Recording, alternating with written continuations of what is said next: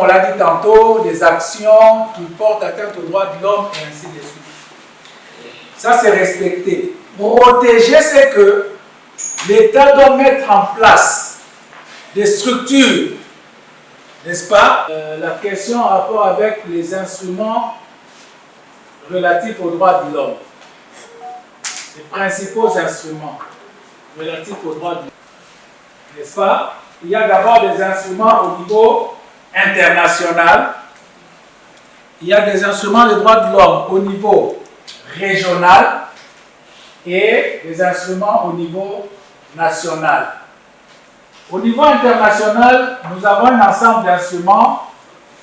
Il y a d'abord la Déclaration universelle des droits de l'homme.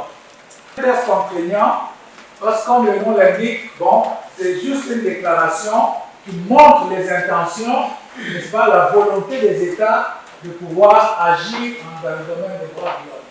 Mais après la déclaration, parce qu'on a vu avec vous qu'il y a trois catégories.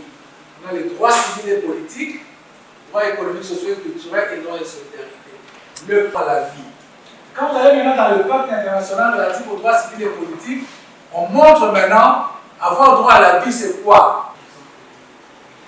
Il y a la Convention sur l'élimination de toutes les discriminations à l'égard. C'est l'instrument qui consacre maintenant en profondeur les droits économiques, sociaux et culturels. Le droit à l'éducation, le droit à la santé, le droit à...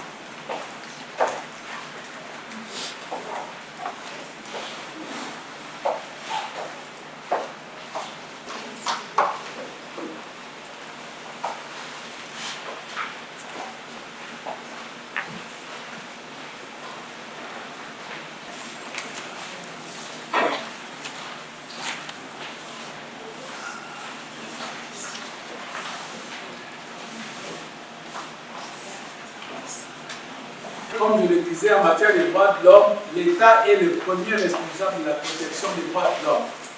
On l'appelle le débiteur d'obligations. Et la troisième, c'est l'obligation de réaliser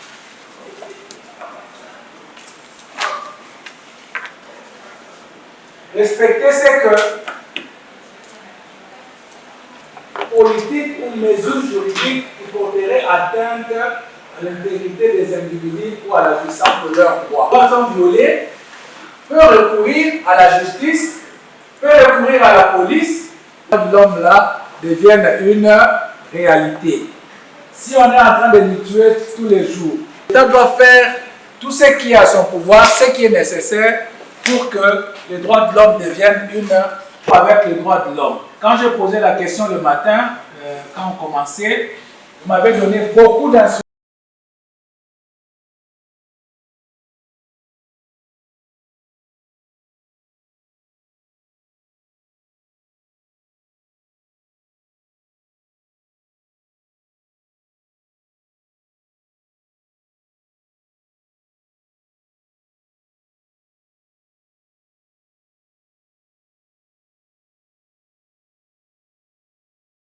Comment a été le débat? Parce que la torture, ça a toujours été un débat houleux, très houleux.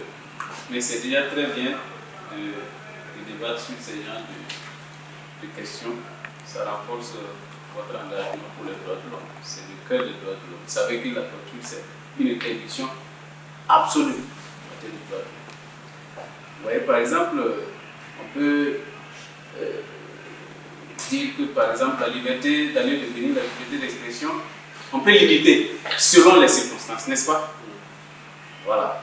La liberté d'aller et de venir, nous avons vu sous Covid, quand on avait dit aux gens de ne plus sortir, de ne plus circuler, et ainsi de suite, parce qu'il y a un grand enjeu par rapport à ça, n'est-ce pas? Mais ce n'est pas, il n'y a pas une circonstance qui peut justifier le fait de torturer. Vous voyez, c'est une interdiction absolue. Et donc, il y va aussi de l'engagement en faveur de votre militantisme pour les droits de l'homme doit pouvoir se manifester aussi avec dans ce sens-là par rapport à la lutte contre la torture. Parce qu'il y a beaucoup d'enjeux à l'intérieur. C'est pour cela que j'ai dit que ça fait couler beaucoup d'encre de salive parce que c'est des débats houleux quand on soulève la question. Merci beaucoup.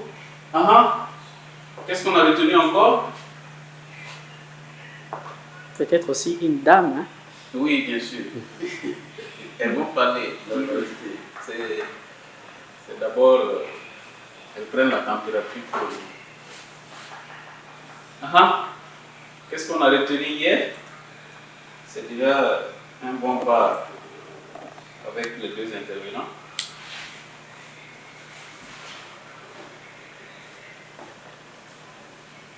Ou bien les deux peuvent encore dire oui. C'est qui veut se lancer? C'est vous? Bon, on nous a dit qu'il ne suffit pas d'être juriste pour être activiste. C'est un peu ça. Ok. Oui. Et il ne suffit pas d'être Juriste pour être acteur des droits de l'homme. Et il faut faire comment alors? Il suffit de quoi? Il suffit de faire des actions, quoi. Faire des actions. Ouais. Et pour faire ces actions, qu'est-ce qu'il faut?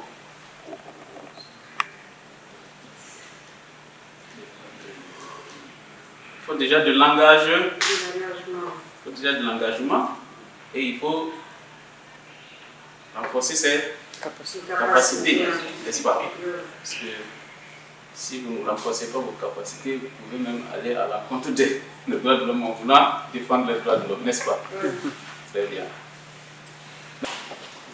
Hier, nous avons commencé par l'introduction générale des droits de l'homme. Et dans l'introduction générale, on a commencé par la définition des droits de l'homme, tout en disant qu'il y a certaines conceptions. Il y a certains qui prennent les droits de l'homme uniquement comme les droits de personnes du sexe masculin. Pourtant, les droits de l'homme devraient être compris dans le sens général parce que ça englobe les hommes et les femmes. Voilà pourquoi les Anglais utilisent beaucoup plus le concept de human rights. Et même pour le français, on a adopté le concept des droits humains. Et maintenant, si nous y allons pour définir les droits humains, on a dit que les droits humains, ce sont des droits que nous possédons par le fait d'être des êtres humains. Nous pouvons également les définir comme un ensemble de prérogatives inhérentes à la personne humaine qui peuvent être revendiquées auprès de l'État et qui sont même reconnues par cet État. Nous avons parlé de quelques obligations de l'État. Et dans les obligations de l'État, on a vu l'obligation de se protéger, l'obligation de respecter, mais également on a vu l'obligation de mettre en pratique ou soit de réaliser. Après cela, nous avions vu les générations de droits humains. Et dans les générations des droits humains, nous avions dit qu'il y a 3 grandes générations. Et les 3 grandes générations ont été classées suivant les faits de la revendication. Et là, pour les premières générations, nous avions vu les générations des droits civils et politiques. Après cela, nous avions vu les générations des droits économiques, socio-culturels. Et à la fin, on a vu la génération des droits collectifs et des solidarités. Et après, nous avions vu le mécanisme de protection des droits humains, mais aussi les instruments juridiques qui régissent, ou soit dans lesquels on trouve les droits humains. S'agissant du mécanisme de protection, nous avons vu au niveau international, au niveau régional, mais aussi au niveau national, au niveau interne. Et dans le mécanisme, on peut parler des mécanismes institutionnels et des mécanismes juridictionnels. Mais nous sommes plus matérialistes que les mécanismes institutionnels. Nous avions dit que les droits humains, les textes qui régissent beaucoup plus ces droits, c'est la Déclaration universelle des droits de l'homme, qui est un texte reconnu au niveau international. Peut-être que je peux laisser la parole à l'intervention. Merci. Exposé de ce qu'on a vu hier, c'est très bien fait. En tout cas, félicitations pour ces capacités que vous avez déjà par rapport à c'est comme on le dit, hein, c'est le renforcement, c'est des rappels. Je veux dire que vous avez déjà une base solide par rapport à cela. Alors, merci déjà, il a campé le décor. Qui peut dire aussi ce qu'il a retenu? Qui d'autre?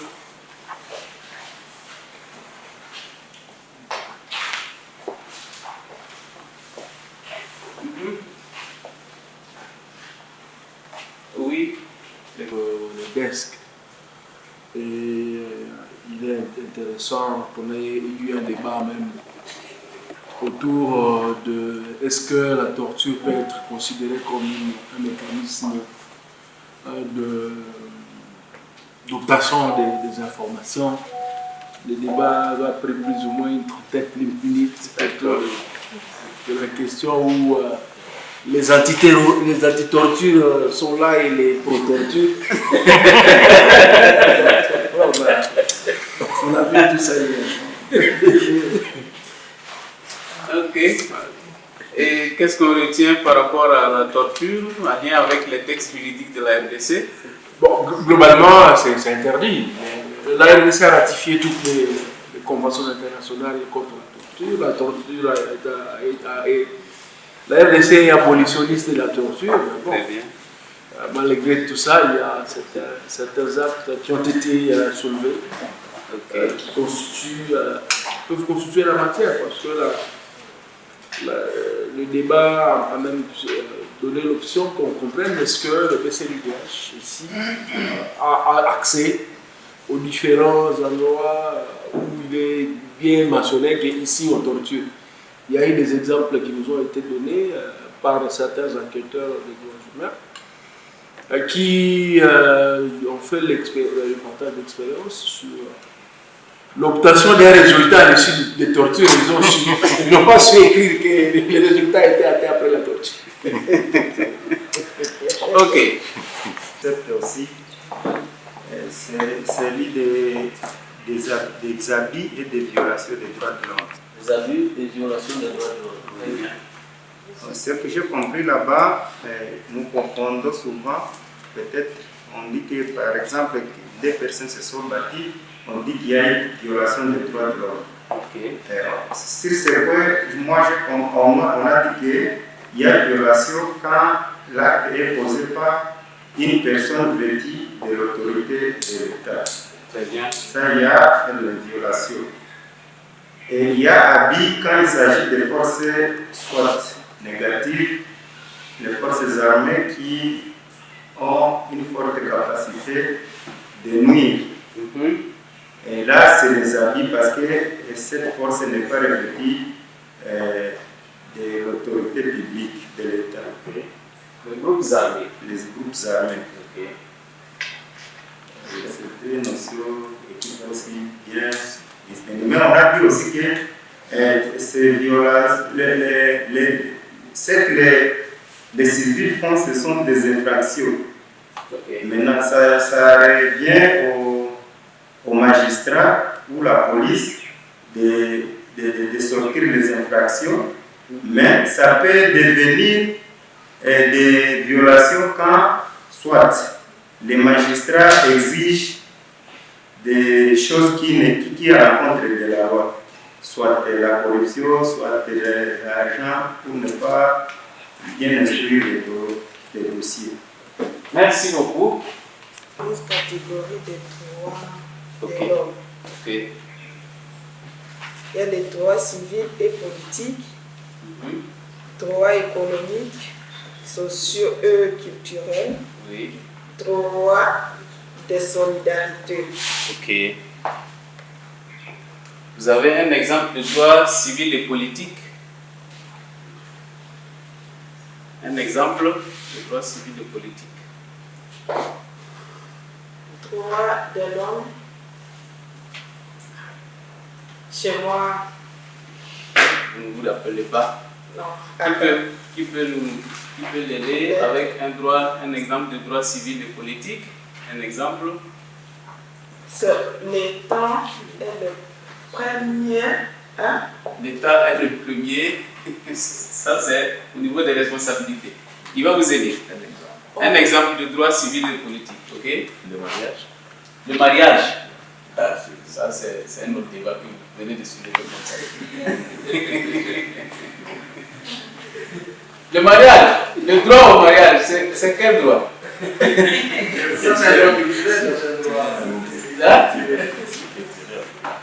C'est un droit, ça fait partie de quelle catégorie de droit? Droit à la vie. Droit à la vie. Ok, merci. Droit à la vie, ça c'est un droit civil et politique, n'est-ce pas? Pardon? La liberté d'expression, merci. Donc, vous avez aussi des droits qui sont vraiment compliqués, complexes, si je peux dire, comme ce qu'il vient de donner comme exemple. Ok? Voilà. Oui, ça renferme beaucoup, c'est transversal. Plus si je dois le placer, c'est dans les textes. Ok. Là, nous avons la science qu'il y a dedans, dans les us et coutumes et autre chose. Très bien. C'est vraiment. Vous voyez, ça c'est des enjeux déjà au niveau des desks. Mais ça commence par. Bon, le droit à la vie, bien sûr. Non, on commence déjà par la liberté. Voilà. Oui, déjà. Oui. Ah oui, ça, la Déclaration universelle des droits de l'homme. Ok. La DUDH dit à partir de l'âge nubile, l'homme et la femme, sans aucune restriction quant à la race, la nationalité ou la religion, ont le droit de se marier et de fonder une famille. Ils ont des droits égaux au regard du mariage, durant le mariage et lors de sa dissolution.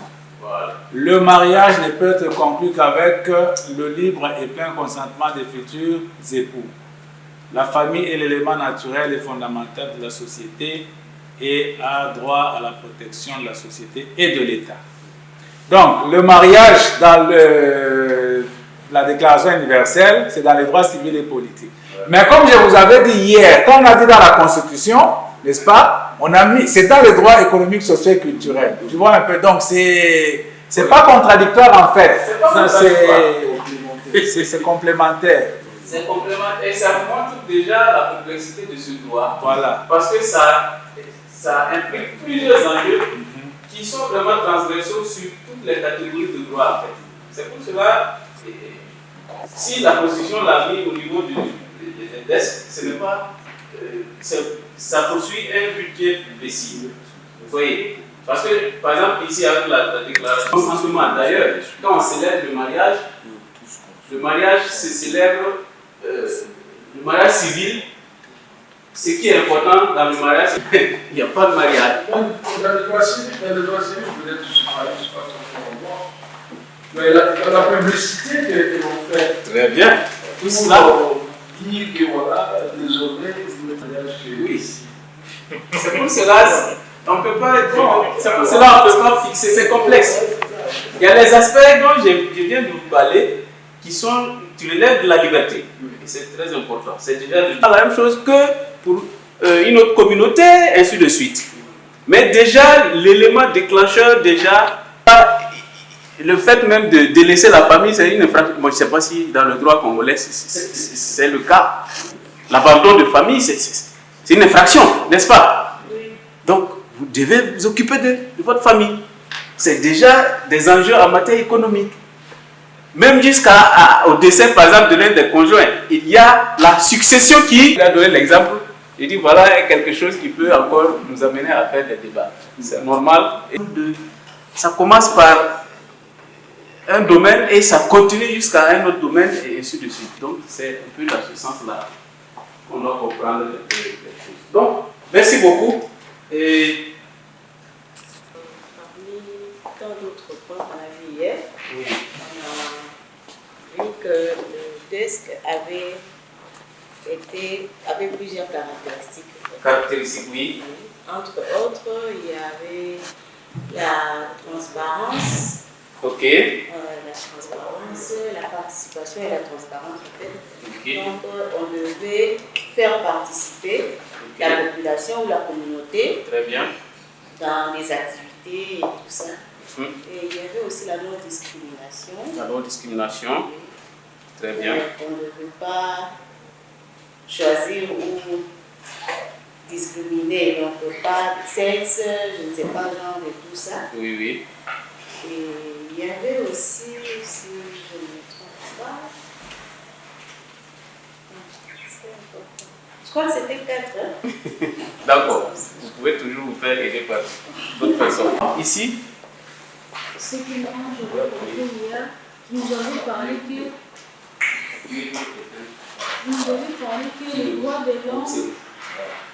les droits de l'homme imposent des obligations comme par exemple les restreintes et la protection. oui. C'est des obligations qui pèsent sur qui? Sur l'homme. Les obligations non, sur l'État. sur l'État. Oui. Et ce sont des obligations de...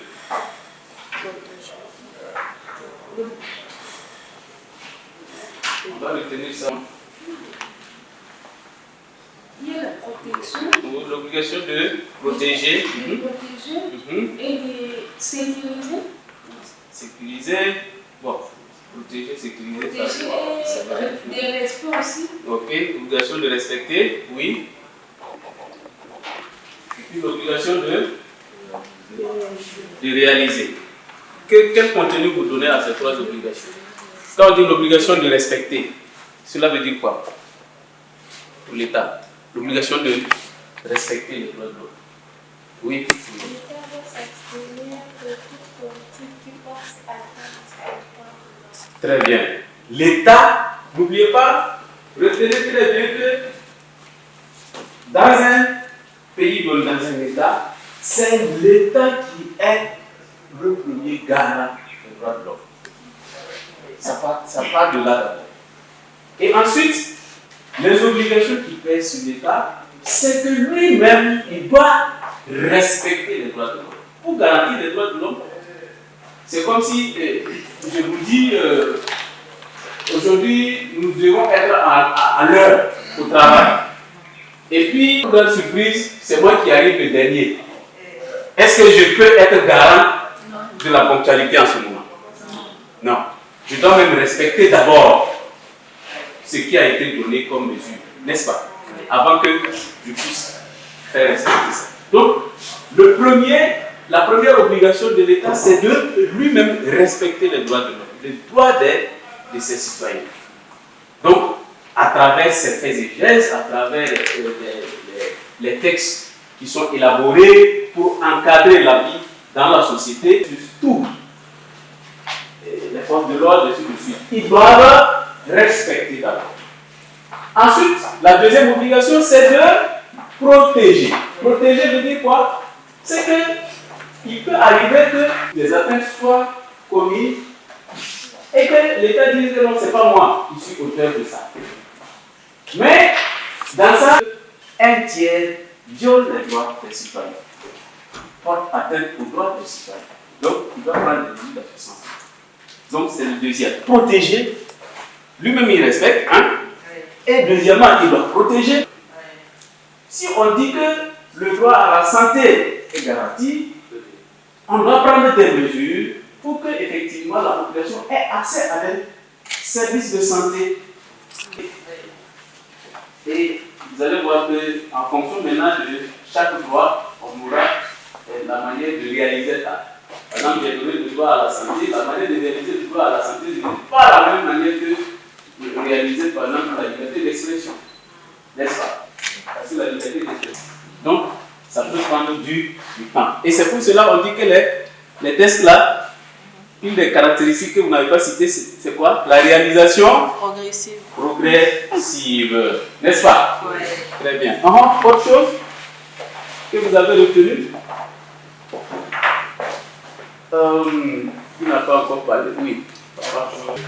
Dans relation à des acteurs étatiques, et dans l'autre, il y a des acteurs non étatiques. Très bien. Qui peuvent des fois apparaître sous forme de groupes armés. Et il fallait faire vraiment une nuance aussi avec les infractions qui n'entrent pas dans le cadre du mandat du BCDTH, qui n'est pas là exclusivement pour sur les infractions. Quand vous avez, il y a des infractions qui arrivent, on les renvoie devant les autorités judiciaires. Merci beaucoup. Merci. Les droits de l'homme sont un enjeu, c'est pour cela qu'on dit que c'est un domaine transversal.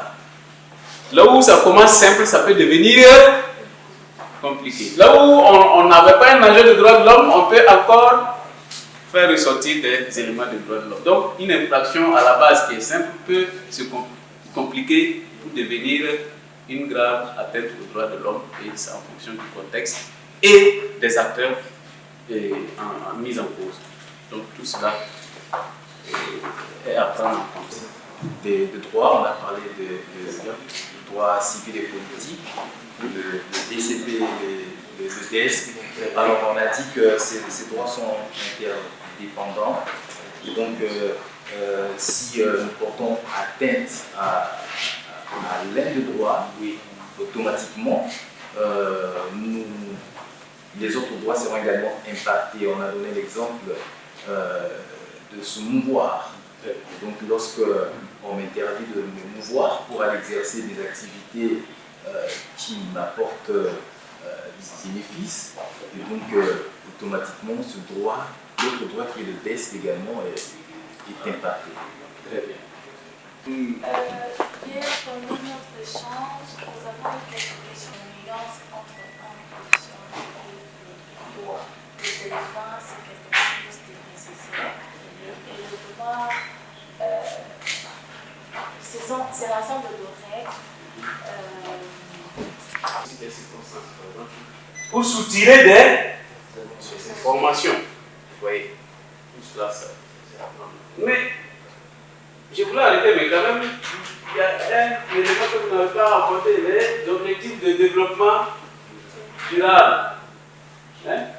Qui peut me dire un mot sur ça? Il y en a combien?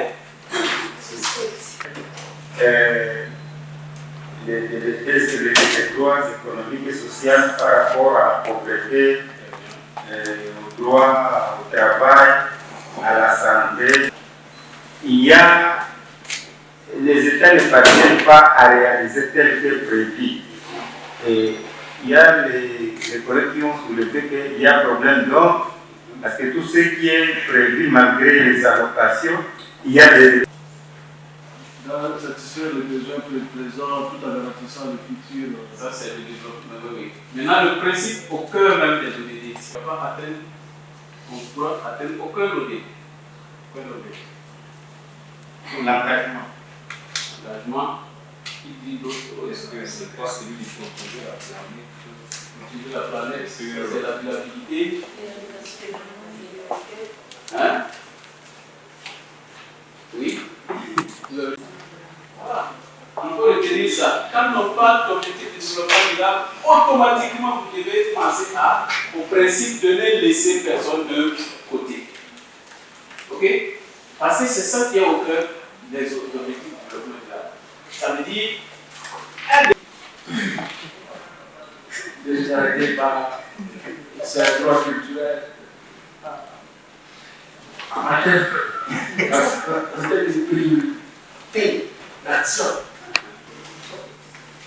Je me mets en conjoncture étant défenseur.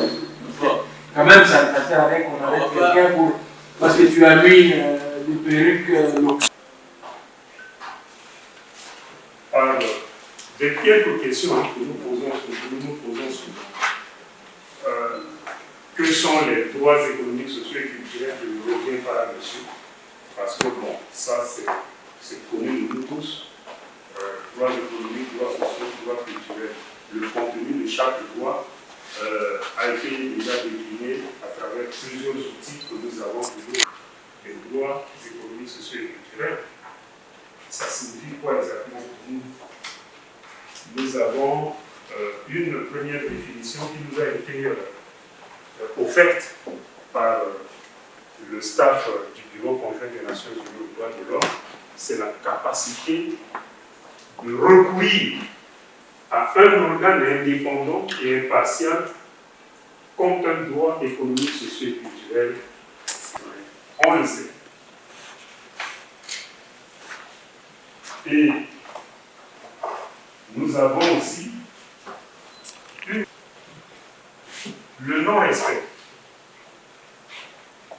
et la non-protection des textes, c'est ça qui compte. Notre combat que nous allons commencer à mener si on ne le faisait pas encore. La non-mise en œuvre, le non-respect et la non-protection des droits économiques, sociaux et culturels, ce qui constitue une violation des droits de l'homme tout court, c'est ça qui doit être désormais notre combat. Et je vois les collègues avec beaucoup d'énergie, beaucoup de force, pour qu'on puisse se mettre au travail sur ce que là on a beaucoup à faire. Droit à l'éducation, il y a des collègues qui travaillent dessus. Droit à la santé, il y a des collègues qui travaillent dessus. Droit au salaire, il y a des collègues qui travaillent dessus. Peut-être qu'on pourrait avoir dans la salle un élément d'exemple. Le collègue de la société civile que nous connaissons, Jean Bosco Pouna, qui est le droit au salaire pour les enseignants. Avec M. Gondedi aussi. Voilà. Voilà, donc c'est ça. Il a beaucoup d'exemples de son combat. Il a plusieurs fois été aussi inquiété, mais ça va jamais décourager. Donc c'est la non-mise en œuvre, le non-respect et la non-protection de ces droits économiques, sociaux et culturels, mais beaucoup plus par les détenteurs d'obligations, c'est-à-dire l'État. Cet amendement, on le cite comme ça parce que bon, c'est lui le premier débiteur. Voilà, donc c'est ça. Est-ce que c'est que l'emploi civil et politique, ça ne fait aucun doute. Arrestation arbitraire, détention illégale, je ne sais pas, torture, ça c'est facile d'aller en justice.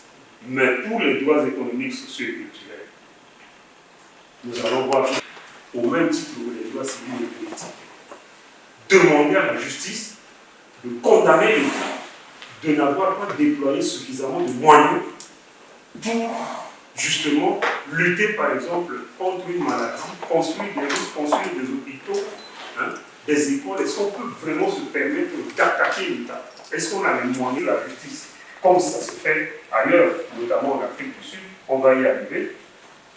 Est-ce qu'on peut se permettre ce genre de choses? Même si on peut prétendre que non, voilà, on a la peur d'être inquiété, mais est-ce qu'on communique à l'autorité de la loi? Est-ce que ce juge congolais est-il suffisamment outillé pour connaître les litiges relatifs aux violations des droits de l'homme, des droits économiques, sociaux et culturels? Si on lui amène par exemple la Covid, des fonds publics ont été décaissés. Mais ces fonds-là, pour vous, ce n'est vraiment pas suffisant.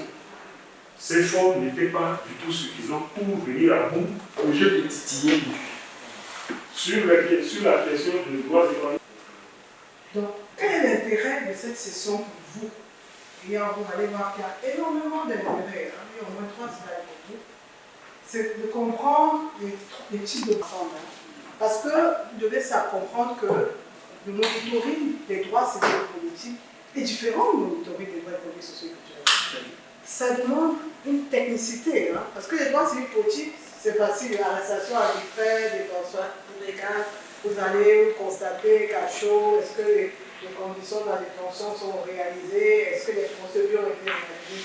Mais alors qu'en matière de l'Est, ça va vous permettre de comprendre quels sont ces types d'obligations de l'État, surtout dans l'obligation de réaliser. Vous allez également pouvoir, et je crois que ça a peut-être été dit par mes prédécesseurs, je vais m'efforcer vraiment avec vous de faire vraiment d'être très diplomate. Parce que souvent, c'est beaucoup de gueule, beaucoup de me contenir. Beaucoup d'États se cachent derrière la réalisation progressive, le maximum des ressources disponibles pour ne rien faire. Alors que nos États, je vais mettre il y a beaucoup d'argent. Je vais aller très terre à terre, comprendre pourquoi, qu'est-ce que la discrimination, la discrimination interdite. Ça a été dit également, je pense, dans les 1 Timothée, la non-discrimination. Ça, c'est un principe transversal. Personne ne doit être mis de côté. Donc, ça, c'est voilà. Une politique publique, politique nationale de l'éducation. L'éducation ne signifie pas seulement, on va devoir qu'on va parler des principes et des standards. Ça ne signifie pas seulement avoir des écoles, des enseignants, de ceci, de ça. il y a beaucoup d'autres choses qui entrent en ligne de compte pour bien évaluer une politique publique. Ce n'est pas seulement des critères numériques, mais il y a des critères matériels et tout ça. Donc, on n'a pas la prétention de tout vous donner, mais je pense quand même qu'avec ces obligations, vous aurez un regard quand même différent en sorte d'évaluer le respect des engagements de l'État. Oui, à l'aune de leurs obligations, à minima, il fait chaud dans cette salle, je ne sais pas si c'est moi, il fait vraiment chaud. On va te demander, on fait un peu chaud. Non, ça fonctionne, ça marche. 24 partout. Très bien. Il faut descendre. Il faut descendre. Peut-être à 22, parce que 22 c'est... Ok, d'accord. Ça vous permettra également, lorsqu'on parle des obligations, de pouvoir, je ne suis pas sûre, analyser le budget, c'est toute une matière. Voilà. Mais on va quand même, Maître William l'a évoqué, dans les obligations, l'analyse du budget est très important pour pouvoir déterminer quelles sont les intentions. Voilà. On encourage vraiment de... Généralement, il ne faut pas se disperser. Les droits économiques, sociaux et culturels sont tellement vastes. Mais on prend un droit et on essaie de bâtir un plan de droit et se focaliser là-dessus. Et on encourage beaucoup les organisations de la société civile, qui est nos estimés partenaires, à s'organiser en thématique. Et se spécialiser. La mise en œuvre, ça requiert énormément d'expertise. Donc, on souhaiterait vraiment qu'en représentant ces obligations de l'État, voilà, ça pourrait continuer, je vais dire ça comme ça, être dans la continuité. Bon. Et puis aussi, ça peut, donc on encourage pour tout ça, d'élaborer des rapports alternatifs. Des rapports alternatifs, la collaboration avec les organes de traité. On a énormément, au niveau comment dirais-je, je crois qu'on vous l'a dit hier, hein, le collègue qui a fait l'introduction de droit de l'homme, c'est M. Timothée, je ne sais pas si ça a été évoqué. On a des instruments et on a des organes de surveillance. Même ce matin, je l'ai dit. Voilà, il a dû le rappeler. Et c'est important aussi que vous, acteurs de la société civile très très engagés, vous puissiez donner, je vais dire ça de manière terre à terre, votre perception de la mise en œuvre des droits. Rapport alternatif, là on encourage beaucoup ça. D'envoyer le traité avec des rapporteurs spéciaux, avec les comités, et vous soumettez des rapports alternatifs qui donnent vraiment une lecture, une vision assez comment dirais-je, indépendante, voilà, de la situation, de la mise en œuvre des droits. Donc, et puis, les politiciens, les politiques, utilisent ça comme un peu de marchandage, comme si c'était une faveur. Hein? On donne l'impression aux populations. Et quand les communautés ne sont pas éveillées, ne comprennent pas suffisamment que ce n'est pas une faveur, et que ce sont des droits, et que ce sont des obligations. Quand on dit obligation, ça veut dire quoi? Ça veut dire que vous êtes libre. C'est des obligations parce que, par exemple, au niveau de la RDC a signé et ratifié le pacte. Et vous avez vu, lorsque M. Timothée vous a présenté les droits de l'homme dans la Constitution, que les droits sont repris dans la Constitution. 34 à 49. Donc ce sont des obligations. Et quand les communautés, disons en Occident, je ne sais pas où, vous entendez des populations remercier? Regardez, on remercie. Mais en chinois... Nous constatons que l'employeur des mines a également violé certaines dispositions du pacte et même de la constitution de la RDC qui fixent les conditions de travail. Et là, vous voyez même les codes de travail. Ici, le monsieur, l'employeur en soi, a mis le monsieur dans des conditions déplorables. Il lui a fait travailler pendant 12 heures du temps, si on a fait bien lu les classes, pendant 12 heures du temps, pendant que le travail normalement doit se passer pendant 8 heures du temps, suivant les codes nationaux que vous pourriez invoquer. Ici, on a commencé par invoquer d'abord l'article 2e du pacte international des droits économiques, sociaux et culturels, on a cité l'article D, l'article 6, l'article 11, l'article 12. Et là, nous voyons les principes de la non-discrimination. Nous pouvons citer la constitution de la RDC, surtout à la partie liée aux droits économiques, sociaux et culturels. Nous pouvons citer le code du travail qui a été violé suivant l'aspect que nous venons d'évoquer, les aides du travail et les conditions déplorables qui ont été citées en matière au niveau national dans notre pays. S'agissant des juridictions, voilà, ici, ce sont des questions de travailleurs qui sont en train d'être traitées envers l'État. Donc c'est l'État qui est, je peux dire, qui est le créancier de ces obligations, si je peux les prendre ainsi. Et donc, monsieur Matouma, réellement, doit porter plainte auprès des juridictions du tribunal administratif pour accuser les gouvernements des solides internationales. Quel mécanisme choisissez-vous et pourquoi? Suivant les orientations, nous devons d'abord envisager qui est juste une attente et les gouvernements pouvaient voir comment résoudre d'abord les problèmes du métier, d'une manière. Merci beaucoup.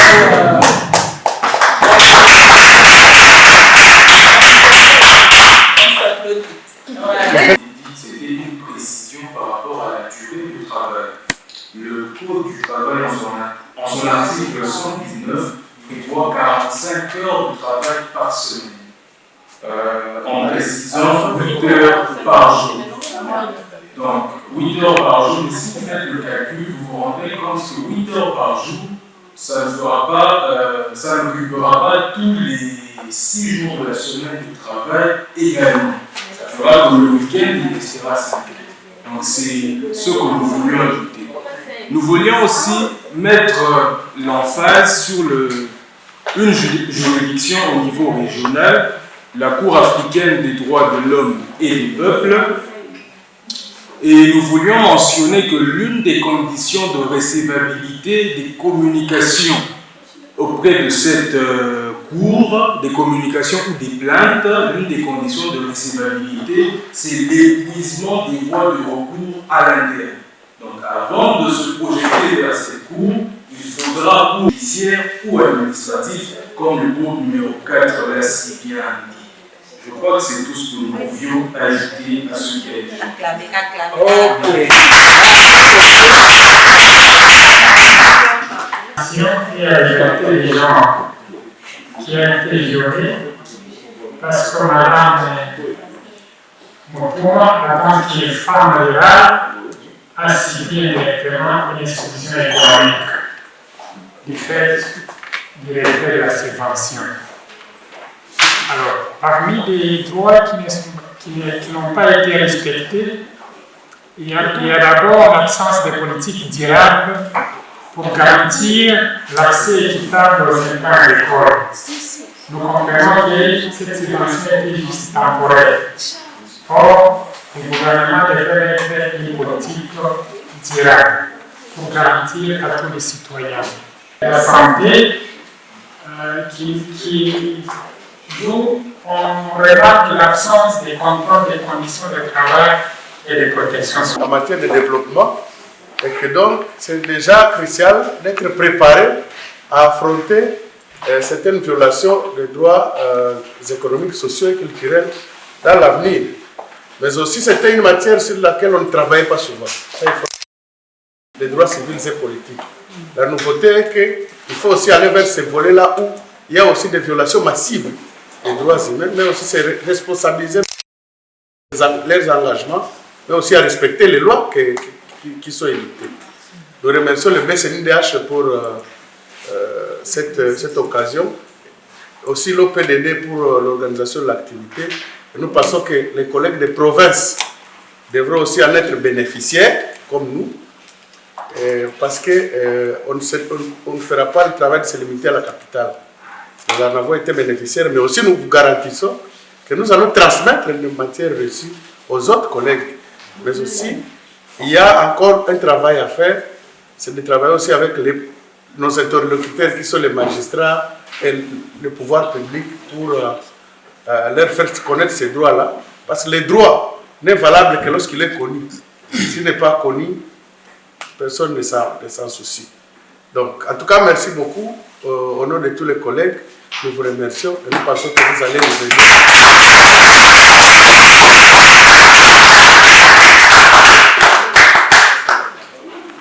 À la fin, je pense que je vous remercie tous pour votre participation participative.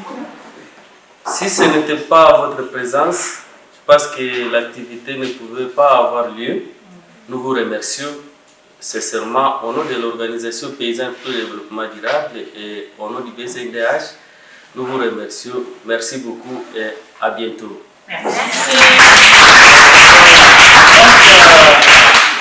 Nous aussi, comme BCNDH, nous voulons vous remercier pour la confiance que vous avez placée en notre institution, pour vous accompagner dans cette formation. Comme Madame Corinne l'a dit tout à l'heure, nos portes restent ouvertes. Donc, quand vous avez besoin d'une formation, d'un accompagnement dans ce sens-là, nous sommes toujours disposés à accompagner nos partenaires. Merci. Et nous espérons que vous allez faire bon usage des leçons qui ont été apprises. Et au niveau du bureau, nous faisons, lorsque nous formons des partenaires sur un minimum, n'est-ce pas, comment ou qu'est-ce qu'ils ont fait de cette formation-là. Donc, à un certain moment, on pourra revenir vers vous, n'est-ce pas, pour savoir, bon, depuis lors, qu'est-ce que vous avez fait par rapport au desk, au monitoring et ainsi de suite. Donc, au nom du BCNDH et du bureau de terrain de Goma, nous vous remercions et vous souhaitons bonne suite et plein succès dans vos activités. Merci beaucoup.